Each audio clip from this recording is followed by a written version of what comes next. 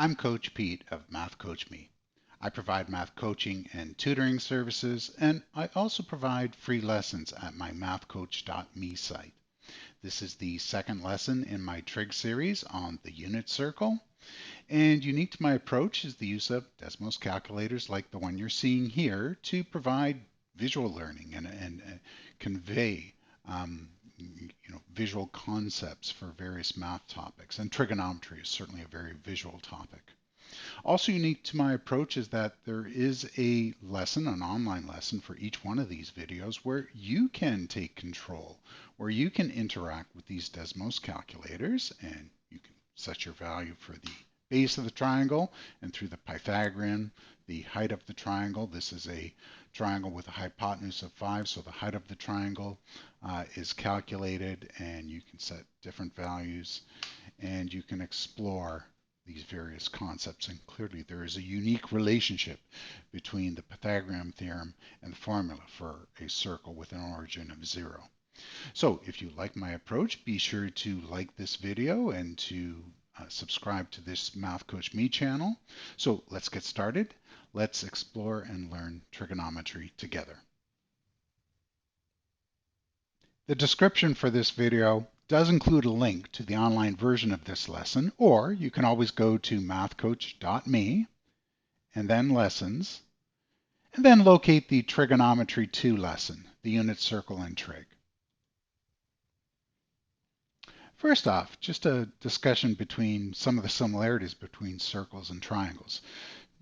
Looking at those two shapes, you wouldn't think there were too many, but there are some.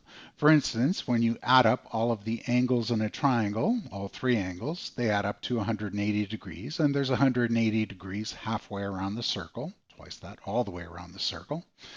The most striking similarity is looking at the formula for the very famous Pythagorean theorem, which I have here. A squared plus b squared is equal to c squared, where c is the hypotenuse and a and b are the shorter sides. And you compare that to the formula for a circle whose center is located at the origin. And the formula for a circle is x squared plus y squared equals r squared. Looks very similar. Let's explore that similarity a little bit further in a Desmos calculator.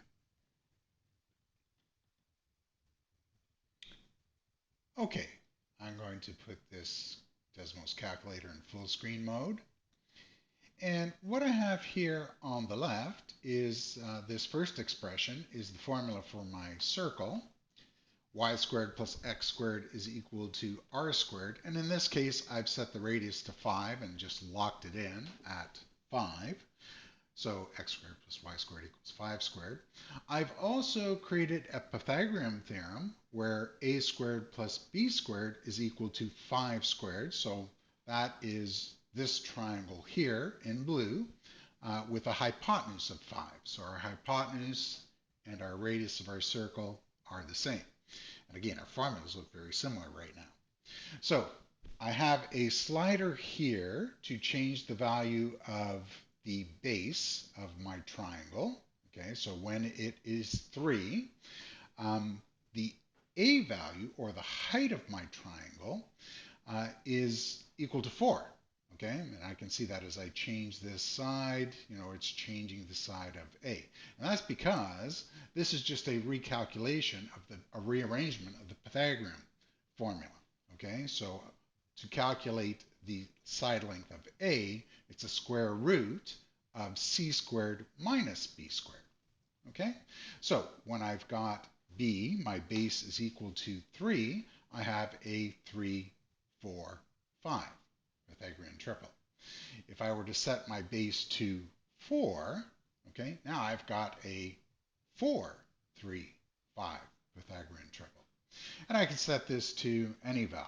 If I set it to 2, so when my base is 2, my height is actually 4.583. Now let's talk about this label here for this coordinate. Okay, so these are the coordinates that are produced by this particular label here, okay, where I'm just simply showing for x the base, or the base length of my triangle, And for the y value of that coordinate, I'm showing the height of the triangle. Okay, so as for every single value of my base and its corresponding calculated height, you know, we're seeing that, this point, which is basically the base and the height of my triangle, always lies on my circle. Okay, so these effectively are the same formula. Okay, so you can actually just, let me just play that. It's as if that, for all possible base values, base and height values for this 5 hypotenuse right angle triangle, you're kind of drawing the circle. Okay, you're drawing the circumference of the circle. Now I'm just going between 0 and 90 degrees, but I think you get the idea. Okay, let's start with the definition of the unit circle. The unit circle is a circle. It has a radius 1 and it's centered at the origin. If we take a look at the general formula for a circle centered at the origin, x squared plus y squared is equal to r squared. For the unit circle, we replace r with 1, has a radius of 1, and x squared plus y squared is equal to 1 squared, or 1, same thing. So here in this Desmos calculator, I'm showing the unit circle here in red, showing just another circle with a radius of 2 just for comparison. So for our unit circle, the radius is 1, 1 squared, which is 1. And just showing some points that coincide with the unit circle. So at 0 degrees, we have the x, y coordinates of 1 and 0. And at 90 degrees, 0 and 1, and minus 1 and 0. And finally at 270 degrees, 0 and minus 1. Unit circle is a very powerful tool for understanding geometry, geometric analysis or complex analysis, and also very useful in trigonometry as well. Let's explore the relationship between the unit circle and the primary trig ratios. So in this Desmos calculator, I have a unit circle, x squared plus y squared is equal to 1. That's shown in red here. I also have a triangle that is drawn here with a vertex that corresponds or intersects with the unit circle. And I also have the 3 primary trig ratios, sine, cosine, and tan of theta 1. So as a reminder, via SOHCAHTOA, the sine of an angle is equal to the length of the opposite side over the length of the hypotenuse. The cosine of an angle is equal to the length of the adjacent side over the hypotenuse. And finally, the tan of theta, or the tan of an angle on the unit circle, is equal to the opposite side over the adjacent side. Okay, let's expand this full screen and explore a little deeper. Okay, let's consider where our angle theta is equal to 30 degrees. So from 0 to 30 degrees. So the sine of theta is opposite over hypotenuse. And that looks like, we can see that the sine of theta is 1/2 when theta is 30 degrees. So sine of 30 degrees is 1 over 2, 1/2. And that looks like, it's about, that opposite side looks like it's about half of the hypotenuse.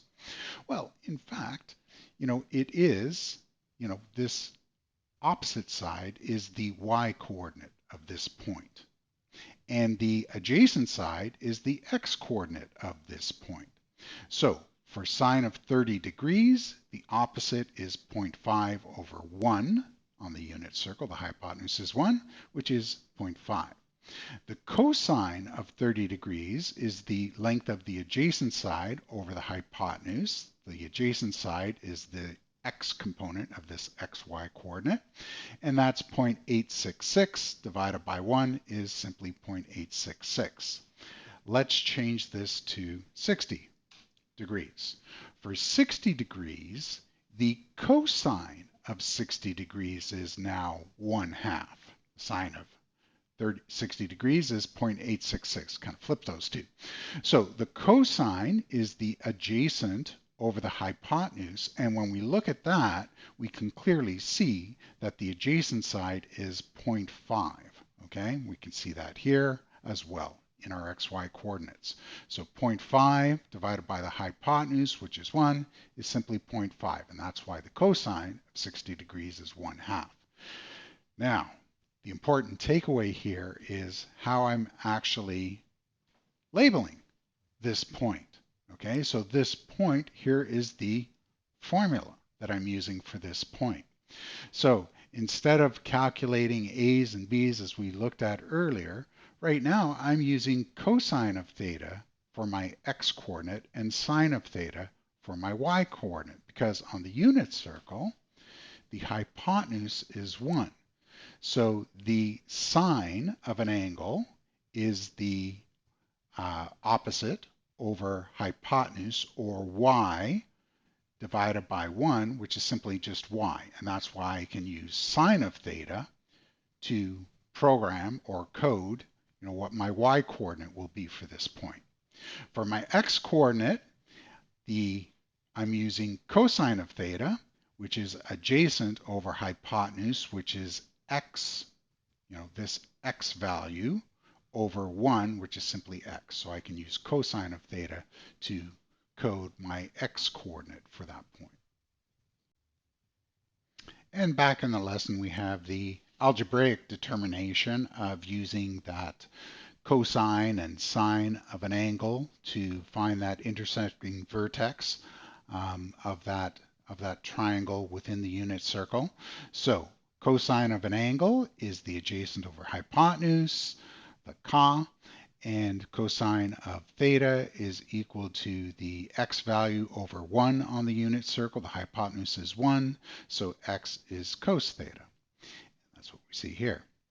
And for the sine of an angle, sine of theta is opposite over hypotenuse, and sine of theta, the opposite is the y value, or the height of the triangle, over on the unit circle over the hypotenuse 1, so y is equal to sine theta. So that's why you can use cos theta and sine theta to label that coordinate where that triangle, where the terminal arm of the angle intersects with the unit circle. Okay, that's it for this lesson on the unit circle. Be sure to like this video and subscribe to the Math Coach Me channel. And I will see you in the next video where we're going to explore and learn about radians. The next video is called Thinking in Radians. See you then.